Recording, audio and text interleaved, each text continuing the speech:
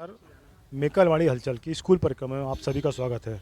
हम आज जिस जगह पर हैं यह नगर का हृदय स्थल है उदय चौक। आप देख पा रहे हैं यह वही उदय स्मारक है जहां पर उदयचंद जैन जी को गोली मारी गई थी, वो शहीद हुए थे। और उसके ठीक सामने यह है उदयशाला। इस शाला के बारे में बहुत कम लोगों को जानकारी होगी। हम खुद आज समझ पाए कि यह 1948 से स्थापित हुआ स्कूल है। आइए देखते हैं वर्तमान में इस स्कूल की क्या स्थिति है। आप देख पा रहे हैं स्कूल का परिसर जो इस ओर अतिक्रमण का शिकार है, जहां व्यावसायिक गतिविधियां वो लोग बढ़ाते जा रहे हैं। आइए अंदर चलते हैं। ये पुराना भवन स्कूल का जो है, इसके अंदर आते हैं। एक कमरा ये है और ठीक इसके पीछे जो आप देख सकते हैं ऐतिहासिक स्तर की खाई जो है, ये खाई के सीधे लगा हुआ स्कूल है। आप खाई को देख पा रहे हैं। यहाँ पर उस तरफ भी अतिक्रमण हो रहा है और ये इस तरफ भी आप देख पा रहे हैं अतिक्रमण है। दुकानदार जो है वो अपने भवनों को इस तरह बढ़ाते जा रहे हैं और ये स्कूल की भूमि पर। आइए अंदर चलते हैं। एक यह भी कमरा है। ये दोनों कमरे जो हैं ये पुराना स्ट्रक्चर है। पुराना स्ट्रक्चर अभी तक खड़ा हुआ है, बाकायदा इसमें स्कूल लग रही है, अध्यापन कार्य हो रहा है। लेकिन ये देखिए, ये इसके बाद बना हुआ भवन है। यह स्कूल का भवन देख सकते हैं आप। यह पूरी तरह जर्जर हो चुका है और अब इसमें साला भी नहीं लगती और इसको हमेशा बंद ही रखा जाता है। यह पूरा भवन इस ओर देख सकते हैं, इस ओर देख सकते हैं, इसके पीछे गैलरी है जिसका रास्ता उस ओर से जा सकता है। इस स्थल पे पूरा मलबा डाला हुआ था। यहाँ की प्रधान अध्यापिका ने बताया कि अभी उसे जो नगरपालिका चुनाव थे, चूँकि यहाँ वोटिंग होनी थी, इसलिए उसे थोड़ा सा साफ कराया गया है, नहीं तो पूरा मलबा था। और देख सकते हैं आप, ये भवन किसी भी स्थिति में अध्यापन कार्य के लायक नहीं रह गया है। पुराने भवन में ही अध्यापन कार्य हो रहा है। किस तरह सरकारी पैसे की होली खेली जा सकती है उसे आप यह सब स्ट्रक्चर देखकर समझ सकते हैं। ज़्यादा पुराना भवन भी नहीं है। यह पुराना भवन है जो अभी तक चल रहा है, लेकिन ये पुराना भवन अब अध्यापन के लायक नहीं रह गया है। पास यहाँ बच्चों के पानी पीने की व्यवस्था और इस ओर थोड़ा सा आगे जाएंगे तो शौचालय वगैरह है। यहाँ वाटिका भी लगी हुई है, तुलसी देख पा रहे हैं आप। यहाँ पर 2 लोगों का स्टाफ है। आइए चर्चा करते हैं अध्यापन कार्य को लेकर, क्या कैसी व्यवस्था यहाँ की। आइए, हमारे साथ उदयशाला की प्रधान अध्यापिका श्रीमती चौरसिया मैडम हैं। आइए चर्चा करते हैं उनसे इस स्कूल को लेकर। मैडम नमस्कार। नमस्कार। मैडम, ये किस नाम से जानी जाती है ये शाला? प्राथमिक उदयशाला मंडला। लगभग कितनी पुरानी होगी ये 1948 की बिल्डिंग है। मतलब आज़ादी के तुरंत बाद की शाला है? हाँ हाँ, आज़ादी के बाद की। आप कब से हैं यहाँ पर? मैं 2010 से हूँ यहाँ पर। कितनी कक्षाएं? प्राथमिक शाला है ये? हाँ, पहली से 5वीं तक कक्षाएं संचालित हैं। जैसा कि आपने बताया 1948 की शाला है, तो इस शाला को लेकर इसका क्या इतिहास रहा है, इसके बारे में कुछ पहले के स्टाफ ने आपने बताया होगा, आपको बताया होगा, या आपने कुछ जाना होगा कि पहले स्वरूप क्या था इस शाला का? मेरे जानकारी के हिसाब से यहाँ उदयचंद जैन शहीद हुए थे अंग्रेज़ों के समय से, और उन्होंने ये ज़मीन दान किया है उनके नाम से स्कूल के लिए।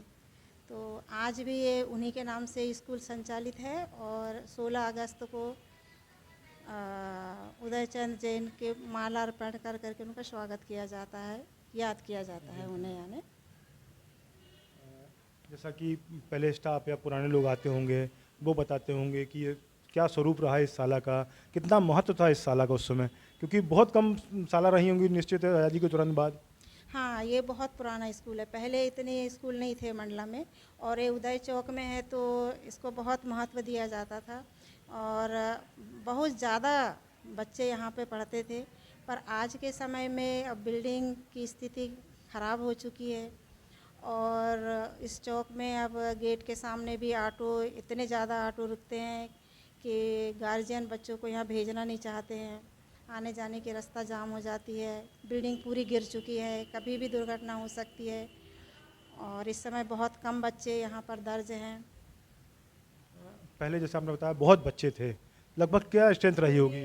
300-400 के आसपास रहते थे पहले बच्चे शायद। यहाँ माध्यमिक शाला भी थी या आसपास क्या उधर? नहीं नहीं, माध्यमिक शाला नहीं थी। यहाँ पे तीन स्कूल लगते थे, एक उदयशाला, एक उर्दू शाला और एक स्कूल फतेह दरवाजा।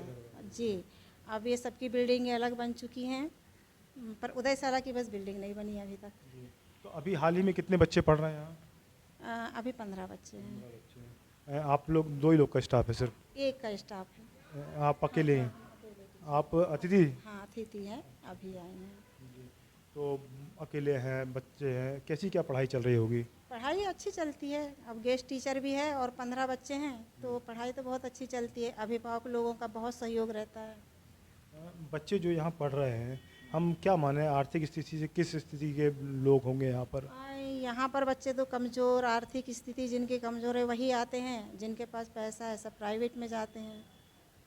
और फिर उनको यहाँ मध्याह्न भोजन भी दिया जाता है, हाँ, गणवेश दी जाती है और पाठ्य पुस्तकें दी जाती हैं। शासन की जो योजना है उनका पूरा लाभ मिल रहा है? हाँ, शासन की पूरी योजनाओं का लाभ मिलता है। और कुछ हम लोग अपनी तरफ से भी बच्चों के लिए सहयोग करते हैं, जो बहुत ज़्यादा आर्थिक स्थिति से कमज़ोर हैं, बहुत गरीब हैं, उनकी भी मदद करते हैं। शिक्षा विभाग के अधिकारी, बीएससी, बीआरसी वगैरह, उनका दौरा होता रहता है यहाँ? हाँ, उनका हर महीने होता रहता है, कभी महीने में 2 बार भी हो जाता है। कभी कोई प्रॉब्लम आई, फ़ोन करो तुरंत पहुँचते हैं।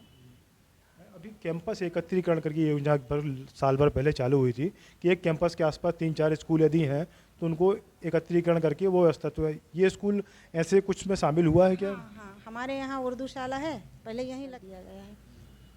तो उर्दू शाला में कितना स्टाफ होगा? उर्दू शाला में 2 का स्टाफ है और वहाँ चूँकि बिल्डिंग अच्छी है, तो हमारे यहाँ जो बच्चे भी आते थे हमने उनका एडमिशन वहीं कराया है। यहाँ जितने बच्चों को हम बैठा सकते थे उतना का एडमिशन यहाँ लिया है, तो वहाँ करीब 32 बच्चे हैं।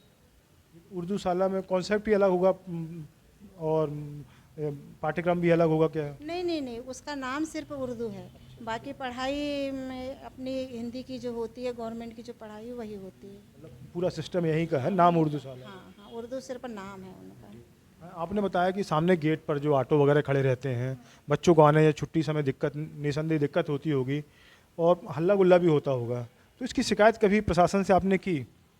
हाँ, किया था, एक आध बार ऐसा किया था, पर मौखिक रूप से तो यहाँ हमेशा ही बोलते हैं, पर वो कुछ समय के लिए वो आरटीओ जो अधिकारी होते हैं वो खड़े भी रहे थे, पर स्थिति फिर वही निर्मित हो जाती है। कैंपस भी आजू बाजू से जो व्यापारी हैं अतिक्रमण करते जा रहे हैं, तो इसकी शिकायत भी कभी? नहीं, मैंने इसकी शिकायत तो कभी नहीं किया। तो जो यहाँ इंस्पेक्शन में आते हैं अधिकारी, उनको तो दिखता होगा ये, उनने कभी इस लोग को लेके आवाज़ उठाई या प्रशासन से कुछ बोला? नहीं नहीं, उन्होंने भी कोई आवाज़ नहीं उठाई और हमने भी आवाज़ नहीं उठाया। इतनी पुरानी साला है आज़ादी के बाद की, क्या चाहती हैं आप, इसमें क्या बदलाव होना चाहिए? इसमें मैं चाहती हूँ कि ये संस्था बनी रहे, क्योंकि ये वाकई में किसी की दान हुई ज़मीन पे बना है और किसी शहीद व्यक्ति के नाम से, तो उनका नाम हमेशा चलता रहे। तो इस बिल्डिंग को मरम्मत कराई जाए या दूसरा भवन बनाया जाए, ताकि गार्जियन भी, फिर बिल्डिंग के कारण ही बच्चे यहाँ दर्ज नहीं हो पा रहे हैं। आम लोगों से भी कुछ आप अपील करेंगी कि ये निशानी है एक मंडला की, है ना, इनके साथ शहीद उदयचंद जी का नाम जुड़ा हुआ है, तो उसको लेकर आम लोग भी यदि कुछ सहयोग करें? हाँ, बिल्कुल, मैं चाहूँगी कि आम लोग मुझे सहयोग करें और शहीद उदयचंद जी का नाम आगे आगे तक चलता रहे, और ये बिल्डिंग से उनका नाम ज़्यादा ही उज्जवल हो रहा है। शिक्षा व्यवस्था को लेकर जैसा कि आप तो प्रयासरत हैं, उसको लेकर आने वाले जो बड़े अधिकारी हैं, बीएससी, बीआरसी, बीओ, इनका कितना सहयोग मिलता है? पूरा सहयोग मिलता है, और हमें तो लगता है कि हमारे स्कूल को नहीं, सभी स्कूलों को उनका सहयोग मिलता है। चलिए, इस धरोहर को हम सहेज के रख सकें, इसी मंशा को लेकर यहाँ पे आए हुए हैं, और आपका भी प्रयास है कि बहुत पुरानी स्कूल है जिसको पुनः इसको नए स्वरूप में इस भवन को अच्छे से बना के जो कर सकें। आप क्या नाम लिखती हैं? श्रीमती शैलजा मिश्रा। आप यहाँ अतिथि शिक्षक हैं? जी सर। कब से हैं? अभी ये जुलाई से। जुलाई से आप पढ़ा रही हैं, 4-6 महीने हुए। कैसा महसूस होता है बच्चों पढ़ाने में? बच्चों को पढ़ाने में बहुत अच्छा महसूस होता है, ऐसा लगता है उनके लिए कुछ अच्छा कुछ करें, अच्छे से पढ़ाएं, क्योंकि सरकारी स्कूलों की ऐसी स्थिति है कि आजकल के बच्चे, एक तो पेरेंट्स लोग भी एडमिशन नहीं दे पाते, उन्हें प्राइवेट स्कूल ज़्यादा पसंद आ रहे हैं। सरकारी स्कूलों की बिल्कुल स्थिति। क्यों हो रहा है ऐसा, क्या कारण मानती हैं आप?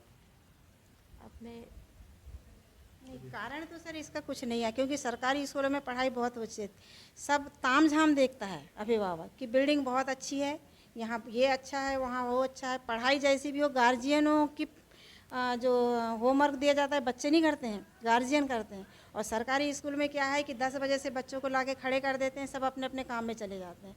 और प्राइवेट में ऐसा नहीं है, जब भी मीटिंग होगी उनको जाना पड़ेगा। और हमारे स्कूल में हम 4 बार बुलाने जाते हैं, तब जाके अभिभावक पालक शिक्षक संघ में आते हैं कि हमको गवर्नमेंट तो पैसा देती नहीं है, हमारी एक दिन की मजदूरी ख़राब होती है। बेचारे रोज़ की मजदूरी करते हैं, रोज़ खाते पीते हैं। जो आगे बढ़ने का प्रयास है शायद इसमें रुक जाता है, क्योंकि अभिभावक लोग ज़्यादा ध्यान नहीं देते हैं। हाँ, दिखावे की दुनिया हो गई है ना। अगर पड़ोसी का बच्चा जा रहा है प्राइवेट स्कूल में तो हम क्यों ना भेजें। जो हम की भावना आ रही है, इस कारण भी थोड़ा सा अंतर आ रहा है प्राइवेट और गवर्नमेंट में। लेकिन आज की स्थिति में प्राइवेट स्कूल से ज़्यादा अब सरकारी स्कूल में अभिभावक पढ़ाने लगे हैं, और सारी सुविधाएं सरकारी स्कूल में ही मिल रही हैं। शिक्षा विभाग भी इसमें बहुत ज़्यादा प्रयासरत है कि हमारा स्कूल और आगे बढ़े। आज जैसा कि सीएम का आगमन हुआ है, उन्होंने घोषणा की कि 9 सीएम राज्य स्कूल मंडलम में बनने वाले हैं। और उनकी स्थिति जैसे ये आप जो कह रही हैं ना, सरकारी स्कूल, तो सरकारी स्कूलों की उनका स्टैंडर्ड भी इस तरह रहेगा कि प्राइवेट स्कूलों को मात देते हुए करोड़ों के भवन बन रहे हैं।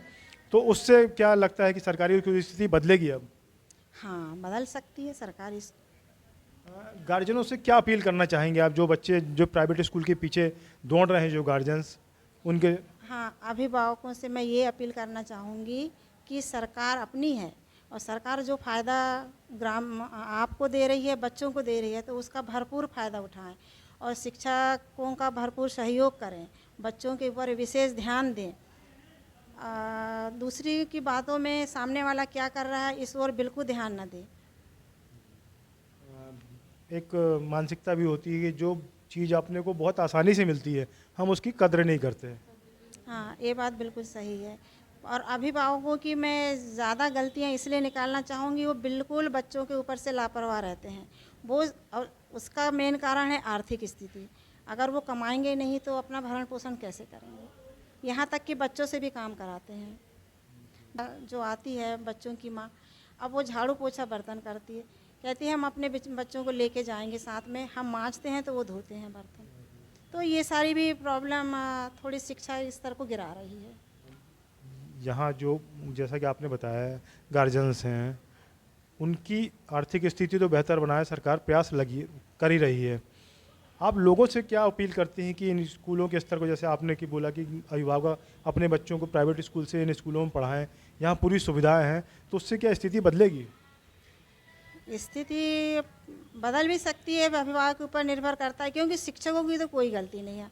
क्योंकि शिक्षक पूरा प्रयास करता है कि उनकी शाला अच्छी रहे, उनके बच्चे बहुत अच्छा पढ़ें।